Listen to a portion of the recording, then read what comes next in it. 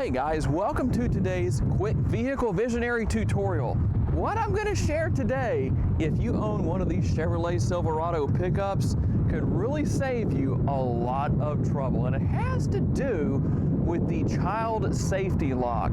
But it's not what you might expect. In fact, my friend here at the dealership, the Corvette lady, or Diane, actually had a customer who was in his 80s who did not realize that the child safety lock had been activated and these rear doors were locked. He got into the back seat to check out his new truck when he was at home by himself and had to actually climb over the seats from the rear into the front.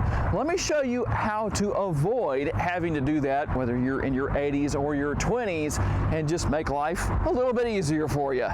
You know, I often talk about multitaskers on these vehicles, and while this is for the child safety locks back here, you could also use it to prank your friends sitting in the back seat of your Silverado, but I'll leave that up to you. But anyway, all kidding aside, here is where it's located, right here, and I'm showing you a close-up on the screen.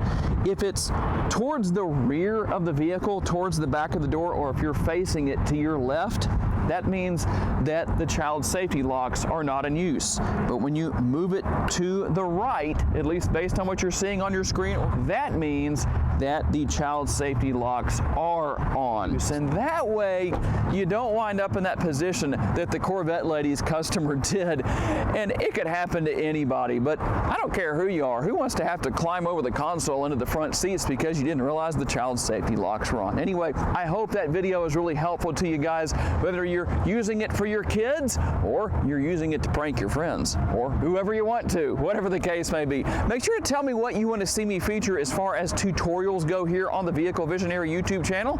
Thanks to my friends here at Red River Chevrolet for the use of this Texas Edition Silverado today to bring you this quick tutorial, and I appreciate all of you for being kind enough to take the time to watch. Have a great day, guys. I'll see you next time.